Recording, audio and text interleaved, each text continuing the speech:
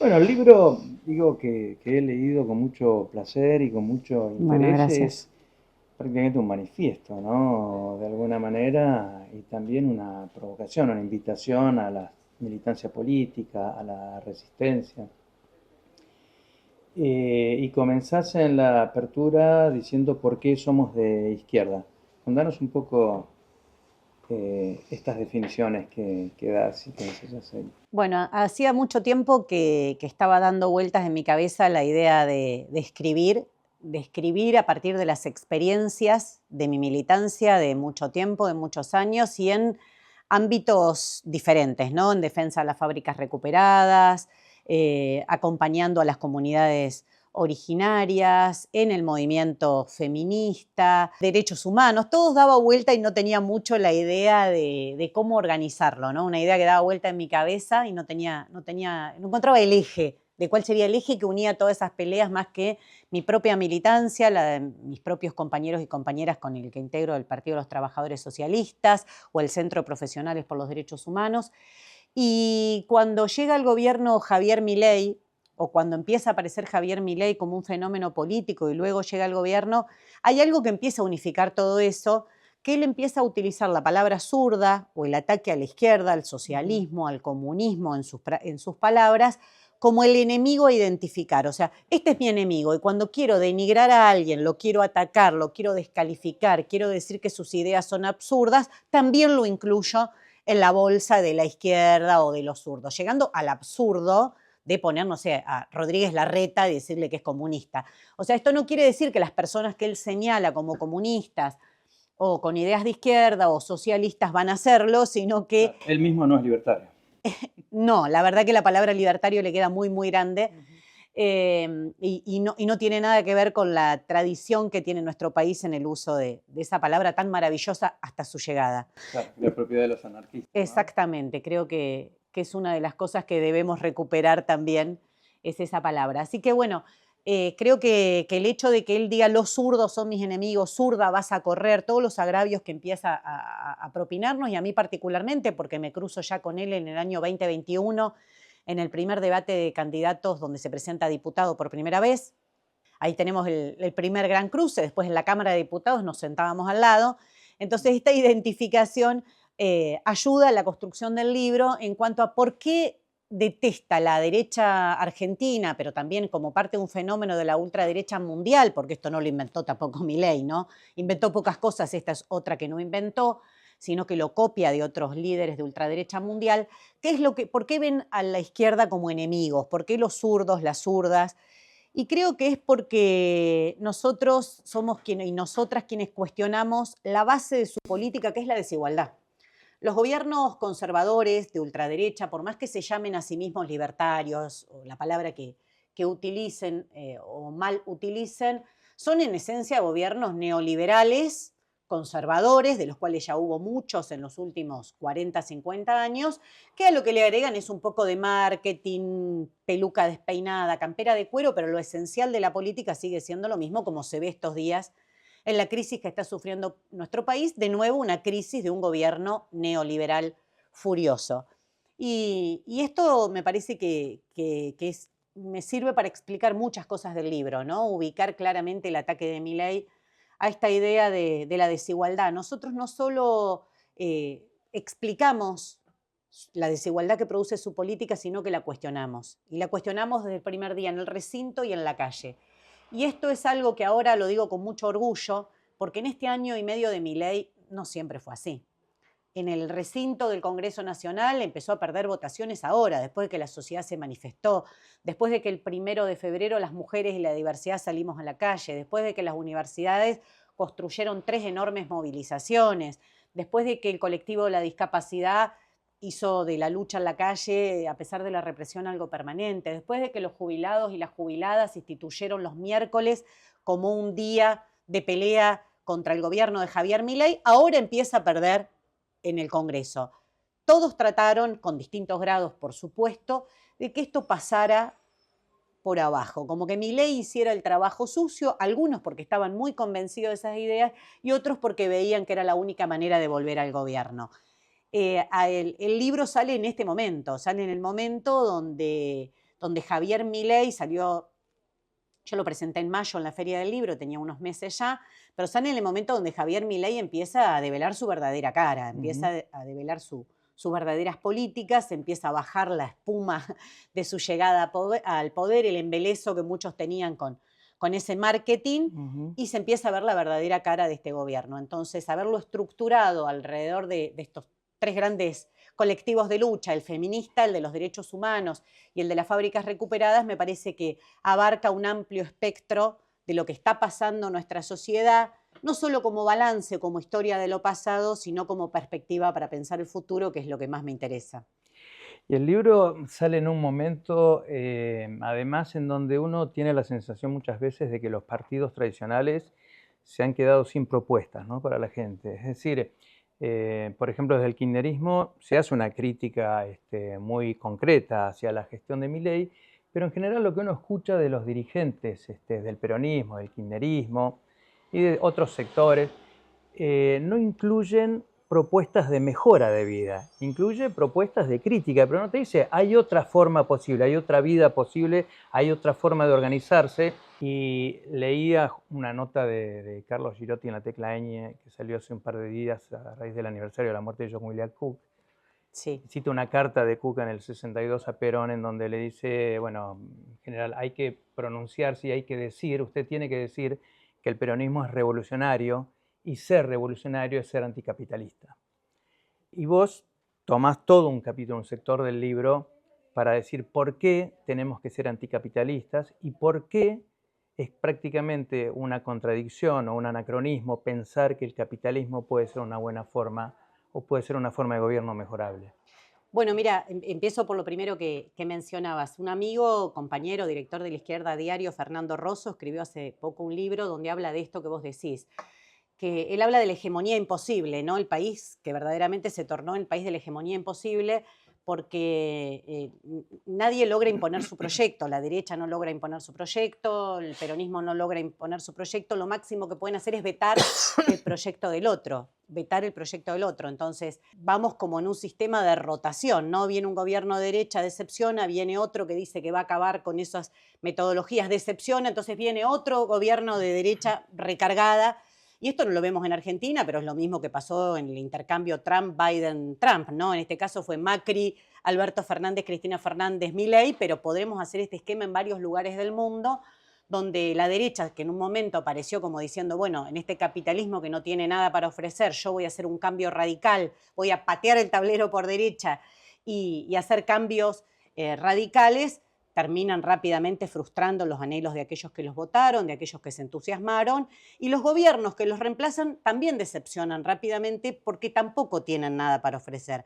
Entonces el libro habla un poco de eso, de la idea de ideas nuevas, retomando las viejas tradiciones, obviamente, del marxismo, del socialismo, pero puestas a la luz de los desafíos que tenemos hoy en esta sociedad donde con los avances de la ciencia y de la técnica podríamos estar trabajando 6 horas. Y trabajando todos, repartiendo las horas de trabajo, y al revés de eso, lo que pasa es que se utilizan esos avances de la ciencia y de la técnica para explotar más a algunas personas y que trabajen 10, 12 horas y que otras no tengan trabajo o tengan trabajo muy precario.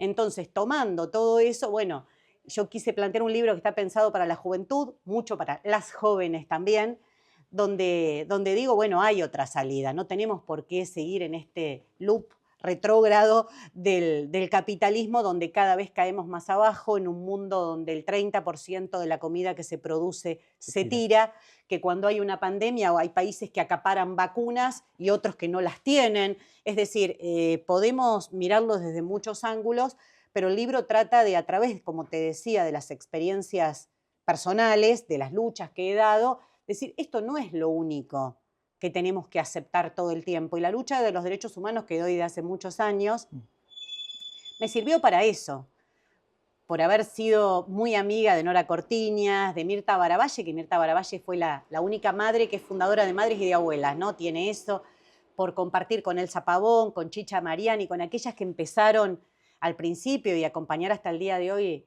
su pelea, aprender también que eran un puñadito, eran una docena de madres las que llegaron Mm. con Azucena Villaflor. O sea, eran una minoría muy intensa, muy convencida de buscar a sus hijos y a sus hijas y a sus nietos y a sus nietas, pero eran una minoría. Y que en ese momento eran las locas y que en ese momento le decían, bueno, no sé quiénes son estas señoras y las trataban de ocultar. Y mientras tanto se organizaba un mundial de fútbol que convocaba multitudes y Argentina era la campeona y eran derechos humanos Ujú. y quiénes son estas que nos cuestionan. Y en ese país donde estuvieron esas mujeres, ¿por qué tanta cobardía al día de hoy a la hora de pensar proyectos políticos? ¿Solo nos queda impugnar el proyecto de Milei o podemos pensar algo distinto? Y cuando escuchás los discursos de los últimos días, a todo le ponen la palabra crueldad. Entonces, claro que es cruel, es gente jodida la que está en el gobierno, realmente, muy Ujú. jodida. Pero yo cuestionando su crueldad no cuestiono su proyecto político. Ujú. Cuestionando la corrupción menemista, no se cuestionó el cambio neoliberal que hizo en nuestro país Menem, que completó la obra de la dictadura. Privatizaciones que la propia dictadura no había podido pasar y las termina haciendo el gobierno de Menem y muchas de las cuales hoy siguen en pie. Entonces, hay que discutir algo más profundo, porque a veces las palabras tienen mucha carga emotiva, la palabra crueldad la tiene, es un gobierno que lo ves y Milei mismo dice, sí, yo soy cruel. Pero cuestionando esa crueldad es todo. El ajuste en discapacidad, ¿empezó con Milei o empezó en el gobierno anterior? Porque yo acompañé mucho al colectivo de la discapacidad en movilizaciones cuando Sergio Massa quiso cumplir con el Fondo Monetario, y el Fondo Monetario no tiene recetas muy distintas, ¿eh? Es el mismo, te pide justo acá, allá, son los mismos lugares. O sea, ahora viene la UH, que es lo que le falta, pero ya todos sabemos que va a una reforma jubilatoria.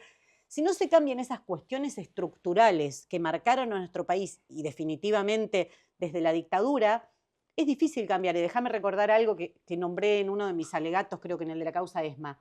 Alicia Eguren de Cook Ujú. estuvo secuestrada en la Escuela de Mecánica de la Armada.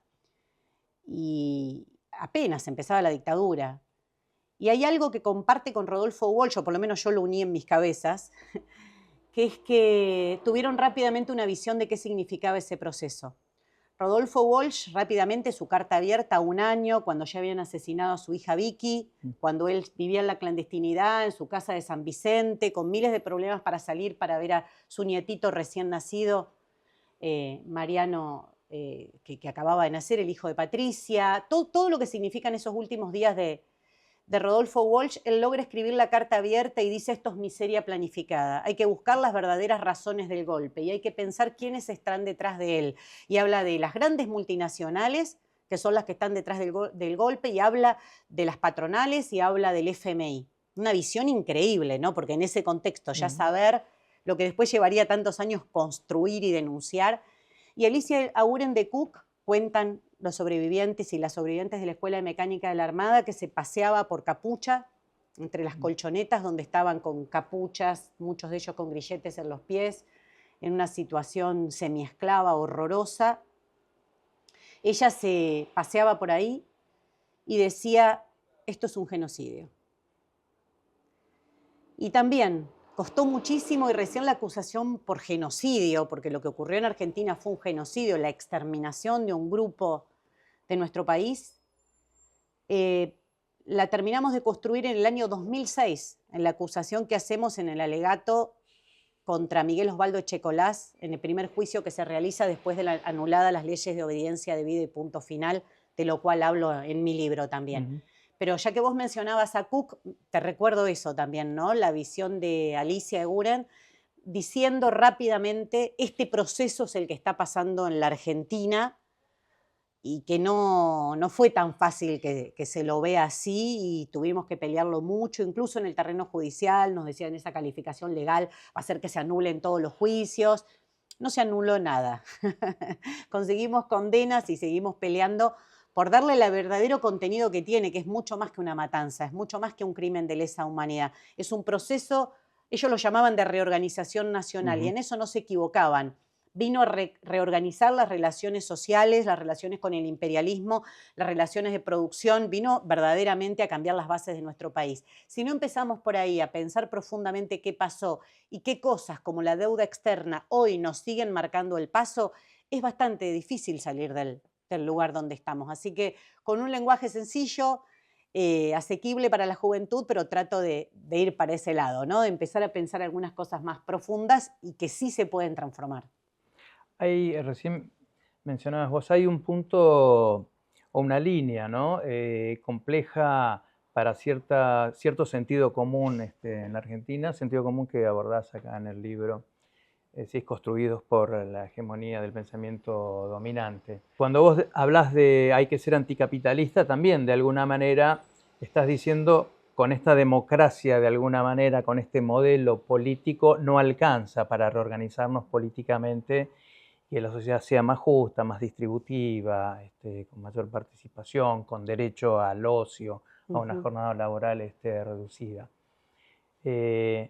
¿Cómo se hace hoy para impugnar esta democracia liberal, democracia burguesa, creo que le llama Hobsbawm? Está bien, democracia burguesa es una, Sí. es una definición válida.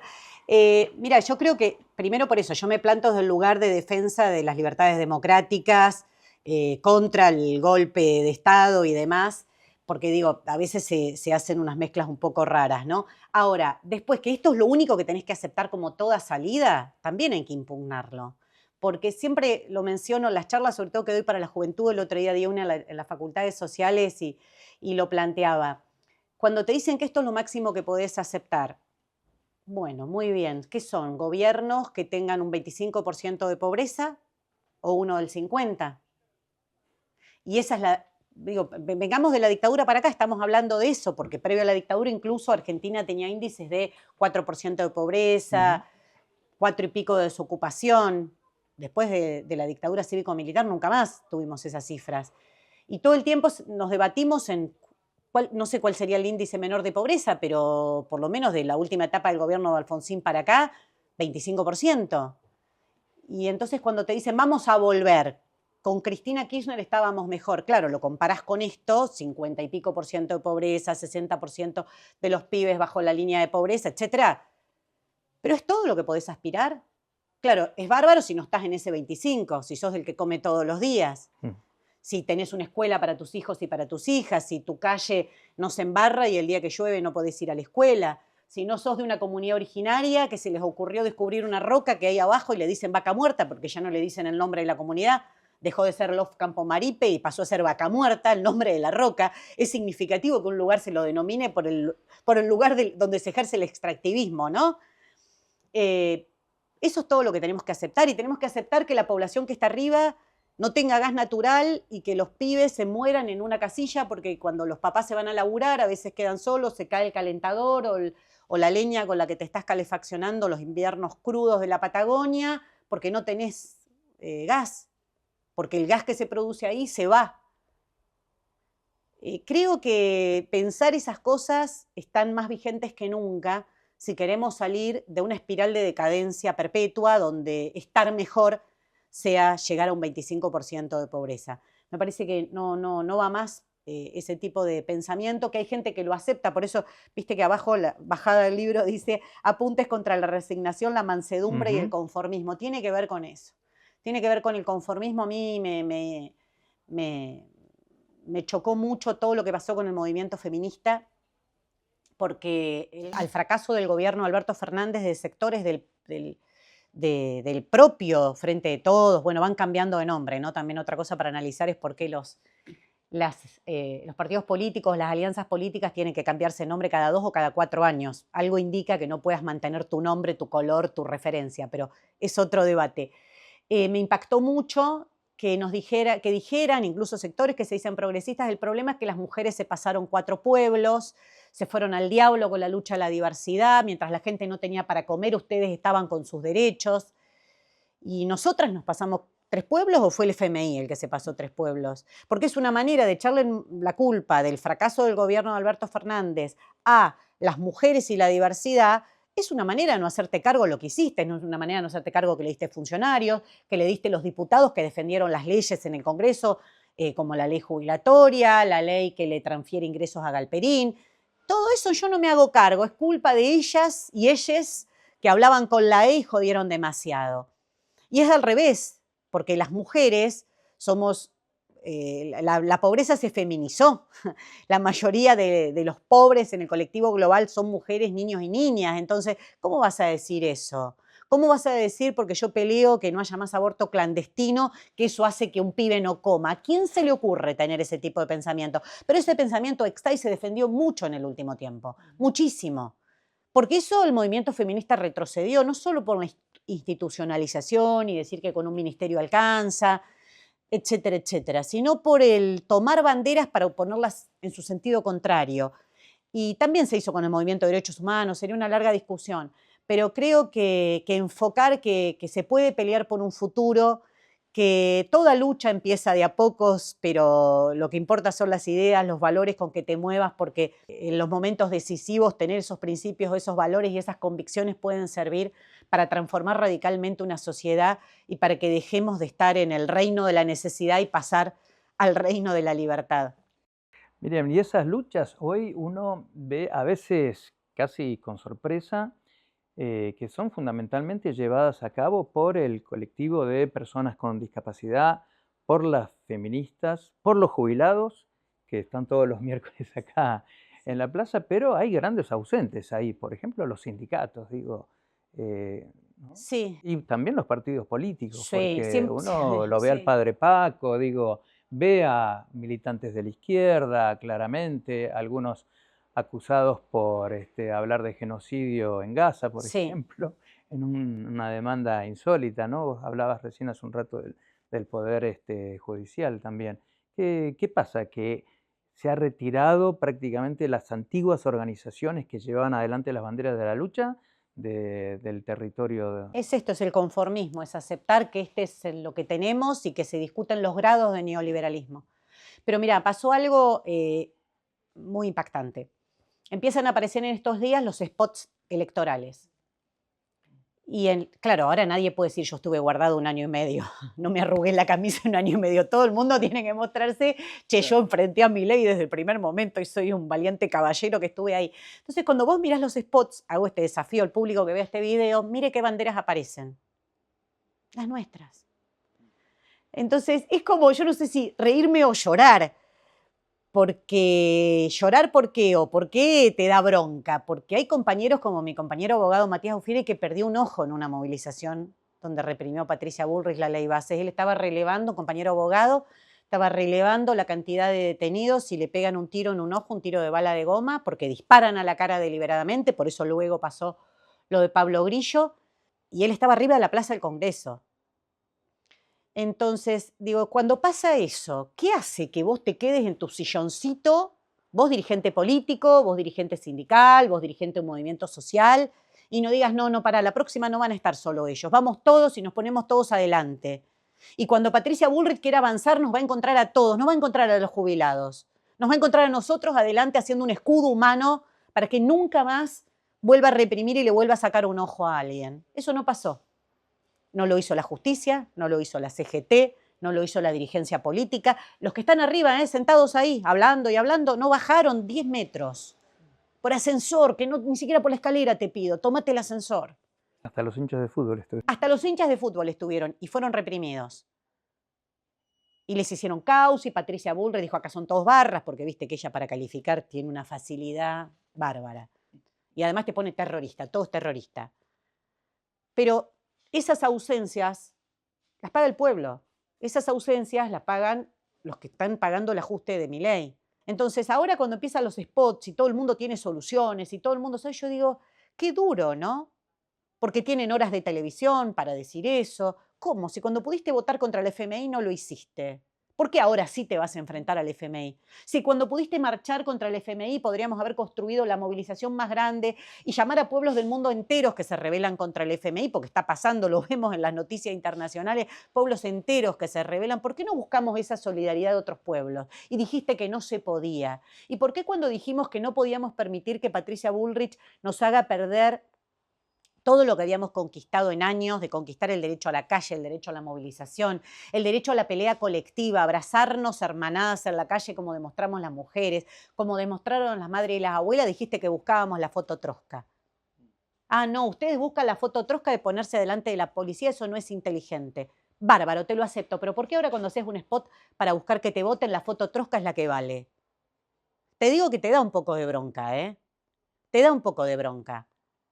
Yo espero que la sociedad esta vez pida explicaciones, que pida explicaciones, porque si no es la rueda que gira. Yo sé que en campaña todos son maravillosos, todo el mundo tiene la solución, pero acá va 1 año y medio de gobierno de Milei. ¿Qué hiciste este año y medio? ¿Dónde estuviste? Hay un compañero jubilado, perdón, que dice algo muy gracioso, dice, hay algunos que son gondoleros de Venecia.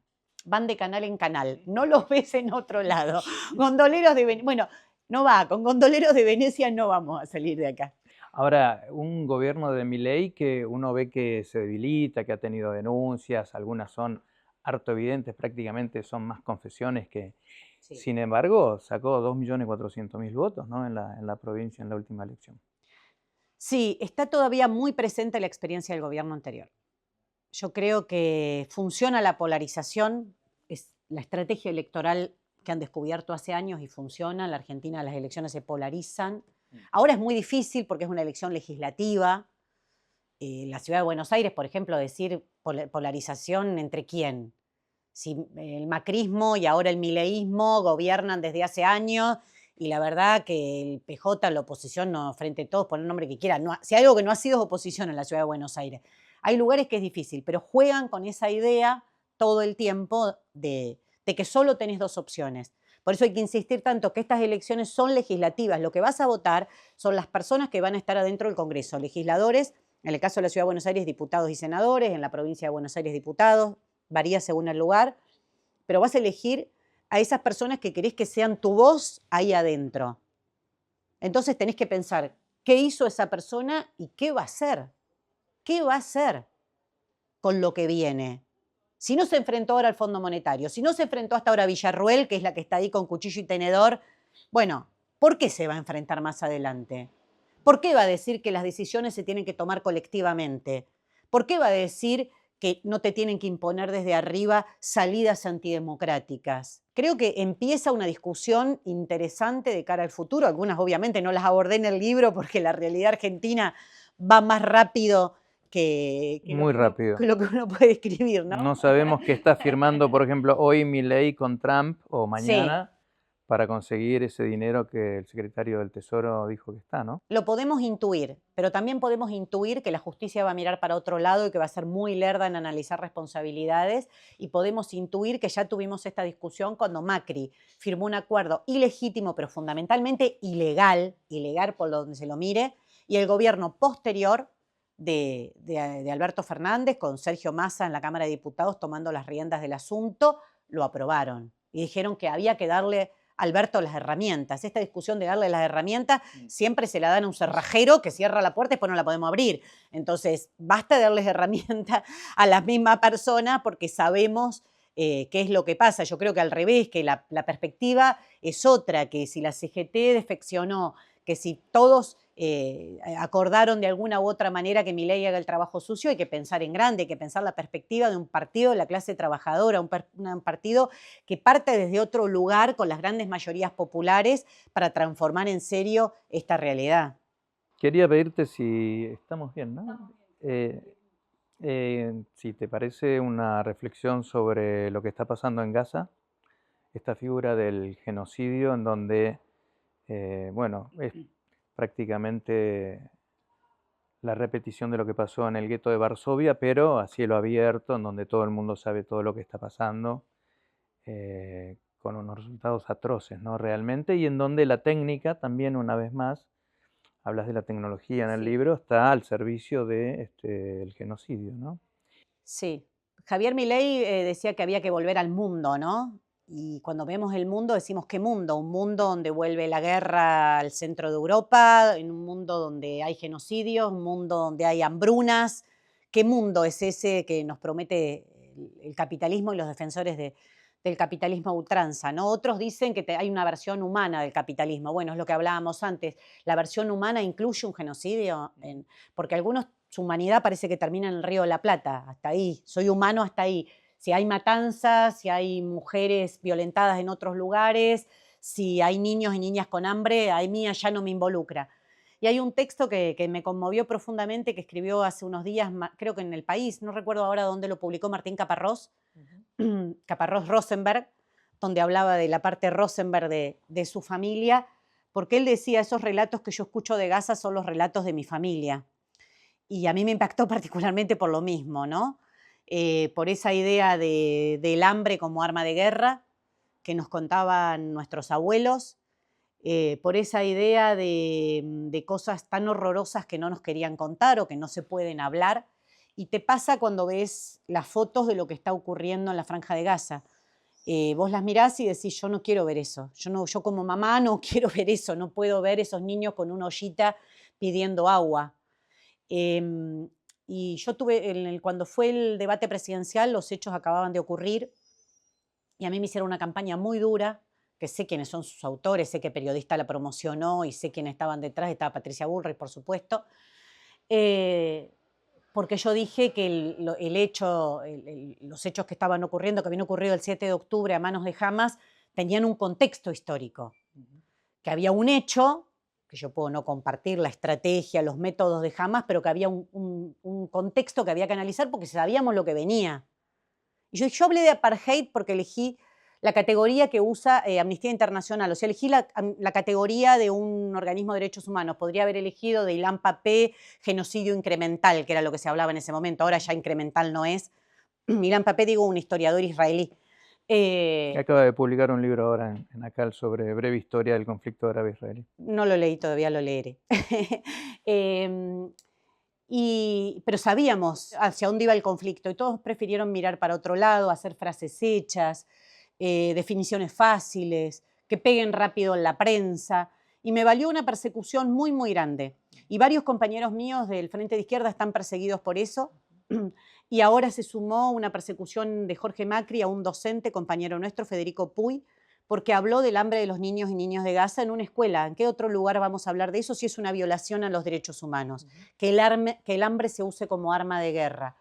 Creo que es una situación que lo que no puede hacer es que nos callemos, que lo que no puede hacer es que no se hable. Y en Argentina han logrado imponer eso. Fíjate que prácticamente es un tema que todo el mundo trata de omitir, trata de zafar, y ya no se puede seguir callando, no se puede seguir callando. Pero bueno, creo que desde el Frente de Izquierda hemos demostrado que no nos vamos a callar. En este momento hay 2 diputados del Frente de Izquierda, más otro compañero hermano de una organización hermana que es de Brasil, que están en la flotilla que está llegando. Ahora, hoy justo se reunieron con los barcos que vienen de Italia y con los barcos que vienen de otro lugar, de Grecia, para tratar de romper el cerco y poder llegar con medicamentos y con alimentos. Así que sufrieron ayer ataques de drones nuevamente, además de los que ya hubo los días anteriores, pero creo que esto de la flotilla humanitaria es lo que hace pensar que hay valores que no se han perdido, mientras nos quieren hacer creer que solo te queda pisarle la cabeza al de al lado o esperar un salvador, una salvadora que venga y nos saque de esta situación, porque acá hay gente que se la sabe todas. Me parece que muestran lo contrario, muestran una construcción colectiva, incluso en este caso universal, que abarca distintos lugares del planeta y desde luego desde la izquierda teníamos que estar ahí.